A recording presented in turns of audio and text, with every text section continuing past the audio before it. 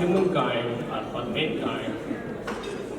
This concept was coined back in 2012, but expressed in a university in Moscow by President Xi Jinping. And later on many diplomatic occasions, concept linked with Chinese socialism with Chinese characteristics. In the 19th National Party Congress in 2017, the Chinese Communist Party of China agreed unanimously. It basically provides a guiding principle for the Chinese development. It's not about development in China, it's about Chinese interaction with the rest of the world. So many speakers, they talk about this concept, and I think I agree with that. And as Excellency Ambassador also talk about it, and he talk about the 5 principles of coexistence. Actually, this is the underpinning of this conceptual framework, or the concept of the community of shared future for humankind. So I will approach this topic from a different standpoint, and I will explain these things, but in a different perspective. So when we think about the shared future, it's not about, we live in a global village. We live because the world is more interconnected, and the world is more interwoven, interconnected, and interdependent. And the world, as we speak today, they have common challenges also. Till now, every country pursued their own interest. And in pursuance of their interest, basically they harm the environment, their relation with other countries, because when you think of your own, for example, there are slogans like, America first, and there are slogans even in Pakistan also. So the concept of community of shared future, it basically negates that concept. They think of development, across the board. They think of security across the board. So this is the Chinese wisdom, in the Chinese way, to reform the global governance, in the Chinese way to deliver and make a global village in true spirit. That's what basically the community of shared future with humankind made. So the 5 principles of coexistence, as the Excellency talked about in detail, these principles, the first principle, it is the community of shared future with political sovereignty.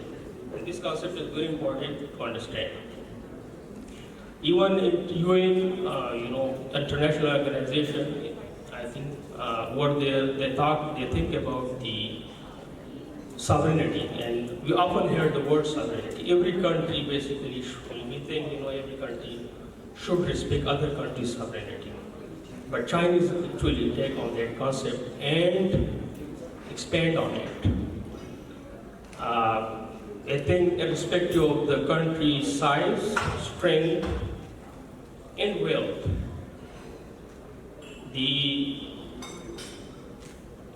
every other country should respect, the sovereignty of other country and respect the dignity of that country. That's really very important, and on every occasion it should be and shouldn't be violated, because we think as we speak today, there are some countries who think about the hegemony and of some Western countries, especially the United States.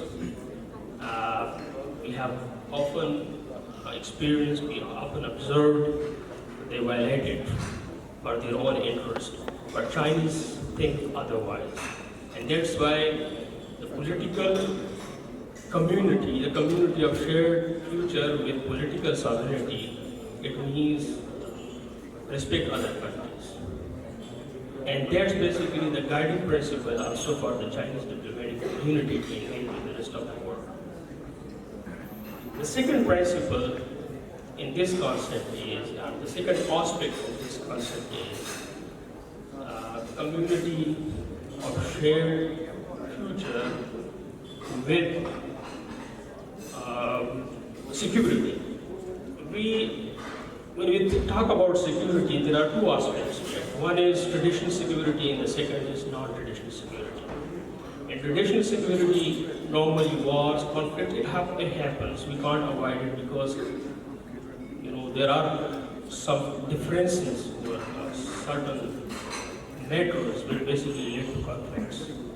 So it led to wars, it led to conflicts as we experience it today, we see today, like the Russia-Ukraine war and other in Gaza and other part of the world.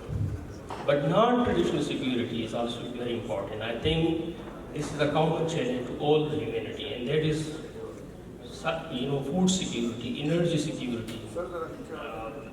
We think about the ecological security, which is also we talk about the climate change today. So the ecological security, all these securities, they are very important. And if we ignore one security, or we basically underestimate the importance of one security to other, I think the global governance system and the global order, the world order, will not be the same. So I think we need to approach all these securities, and we should coordinate some response and act as a coherent body to tackle these challenges. So that's basically what this concept entails and this concept talks about. The third aspect of this principle is the community of shared future with economic interconnectedness. And that's really very important also. And I think we see the manifestation of this aspect in the Liaqat Ali initiative. Because Chinese think of, and I think one of madam and one of the speakers, she talked about the 5 connectivity, and that's basically all-round connectivity. There is infrastructure connectivity, trade and investment connectivity, policy coordination or connectivity, NBRI, people-to-people exchanges. So these are the different connectivity, and all of them they are important. And I think in CPEC, as we speak today, I think one missing link is policy coordination, and the second thing is the people-to-people exchanges between Pakistan and China. Even though there are some exchanges, but I think the extent of the exchanges should be more, it should be multiplied. And I think once people connect with each other, we in the government possibly will connect with China, so we have a hierarchical relationship with China. For example, the president of China would meet with Prime Minister of Pakistan, then minister meet with minister over there. For example, Minister for Planning, as counterpart is there, the Vice Chairman in PRC, and then the DGs over there, they connect with our secretaries in the ministry. So this is basically a hierarchical relationship. But when we talk about the people-to-people connectivity, it's a network connectivity. There is no hierarchy. I think someone may have a relation, for example, an ordinary person must have a relationship with minister in China. So this connectivity is very important. All cooperation under CPEC would emanate from this connectivity. When people connect with each other and know each other, and then the businesses would follow. Tourism would follow. Education in other areas, right? When we talk about the second phase of the CPEC, it's all people-centric.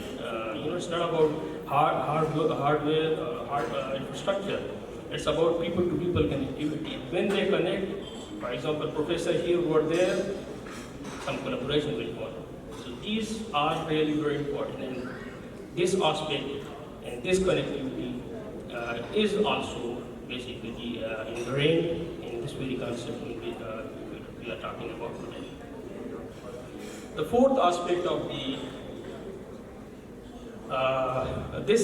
fourth aspect of this concept is the community of civilization. And I think, the Chinese, they understand. We heard about modernization. What is modernization? If a woman here in Pakistan or any other country with abaya, for example, even though she is educated, would not be considered a modern because she doesn't fit into the Western values. So modernization is akin to Westernism. And the Chinese in this, community of shared future with our humankind, they say no. The history of civilization is the development of civilization is the diversification. Every region has its own civilization and it should be respected also. So instead of forcing everybody to fit into the Western value, the better would be to respect their civilization, to respect their value, their social system, and then create a harmony. And that basically is the point, the Xi Jinping. It's not about the Xi Jinping. When we think about, this is the Xi Jinping, when we think about the shared community of shared future for humankind, it's the Xi Jinping. Yeah, definitely any idea, it conceals first in someone's mind, but then there are people who work on it, define it, validate it, and I think the Chinese, with such a huge, think tanks, intelligentsia, they refine it and then come up with, a refined idea like the one we are talking today. So this harmony and this, Xi Jinping idea of shared future, I think it's the way forward for the world.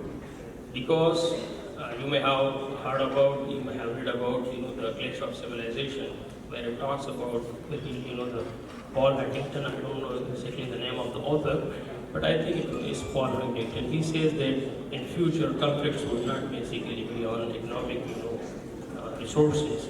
It would be on cultures, differences, and disputes. All basically would be on differences, in different cultures. So for a peaceful and lasting peace in the world, harmony among civilization is paramount, is very important.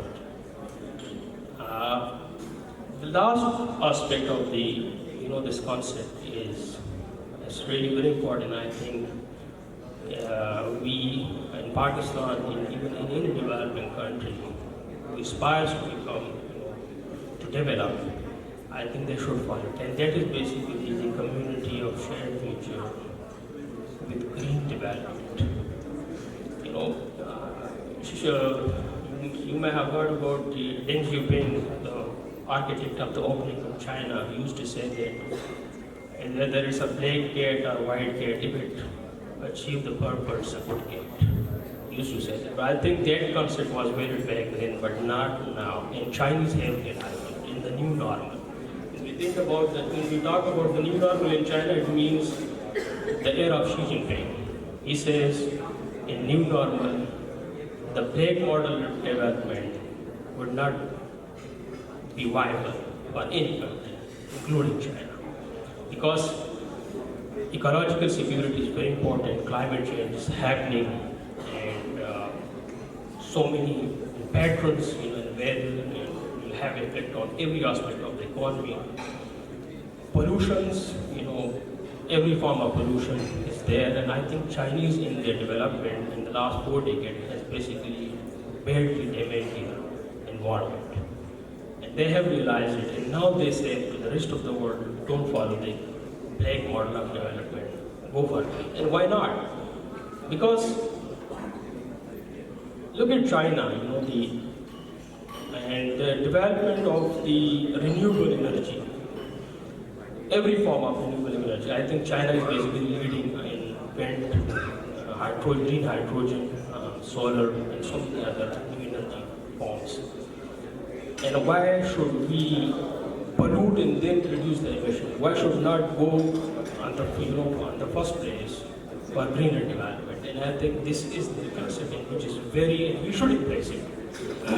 Because green development is now viable also. There, back 5 to 10 years back, usually people talk about, this is the way. First develop, we will see later, and we will clean it later. No. Now the renewable energy have made it viable. Fossil fuel has no future in the future. And for that reason, I think we should adopt and we should embrace it, the green development. And I think Chinese, specifically with their wisdom and with their technology, are providing all the means to the rest of the world, especially least developing countries and developing countries, to follow the green development path. So I think there, I talk more about it, I take more of your time, but I think, if we look at the picture with 5 different aspects and bring it together, and bring all these pieces together into one, I think this is a very beautiful concept to reform the global governance system, to bring peace and security, to enjoy lasting peace, and share the benefits of development across the board. Definitely there will be some vested interest, but through dialogue and discussion, we can manage it, we can tackle it, and we can have a future together. And that's what this concept is talking about. Thank you very much.